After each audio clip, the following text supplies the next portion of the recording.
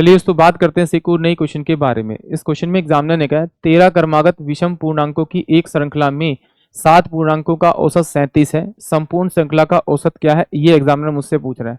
अगर इस क्वेश्चन को आपको डायरेक्ट निकालना है तो कैसे निकाल सकते हैं। देखिए इसने टोटल जो पूर्णांक दे रखे हैं मुझे प्रथम 7 दे रखे हैं और उनका जो औसत दे रखा 37, यानी कि उनके बीच वाला नंबर मुझे दे रखा होगा।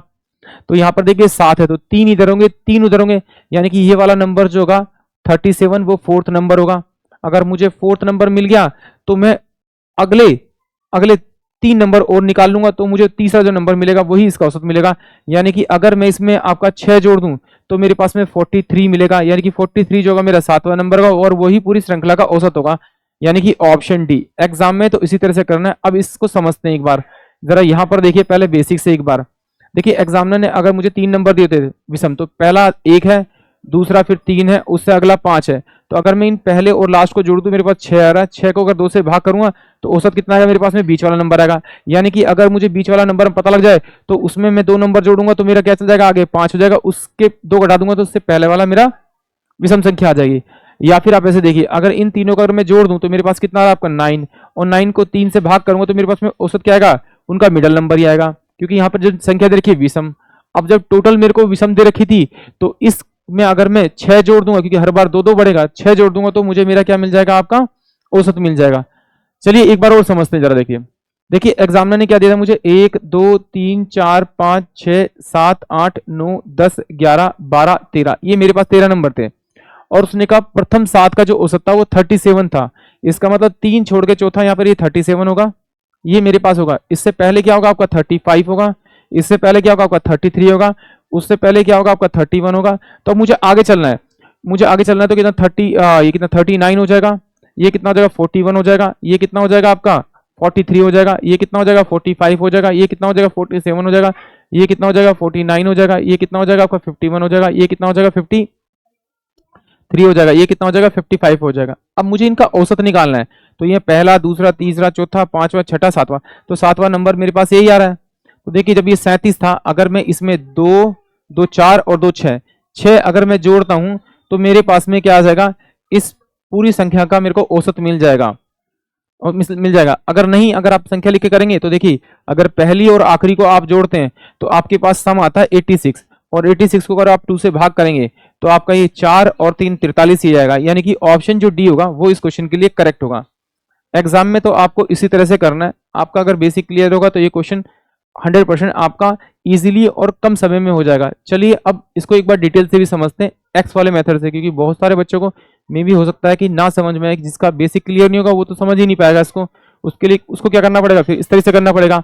तो देखिए एग्जामिनर ने कहा कि भाई प्रथम 7 विषम संख्या है, तो मैं मान लेता हूँ कि पहला मेरे पास में x था, उसके अगले वाला मेरे पास x प्लस का 2 होगा, उससे अगला मेरे पास में x प्लस का आपका 4 होगा, उससे अगले वाला मेरे पास x प्लस का 6 होगा, उससे अगले वाला मेरे पास में x प्लस का 8 होगा, उससे अगले वाला मेरे पास में x प्लस का 10 होगा, और उससे अगला मेरे पास क्या होगा x प्लस का आपका आपका कितना आपका 12 हो जाएगा।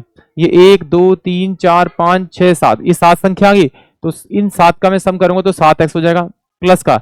अब जरा एक चीज और देखिए, ये कितनी संख्या 1 2 3 4 5 6 संख्या दे रखी है, इसका मतलब है इसका 2 इससे जोड़ दिए तो कितना होगा 12 और 2 14, यहाँ पर देखिए ये 14 हो जाएगा, यहाँ पर भी 14 दे देगा, यानी कि 3 को अगर मैं 14 से मल्टीप्लाई करूंगा तो मुझे इन सबका सम मिल जाएगा।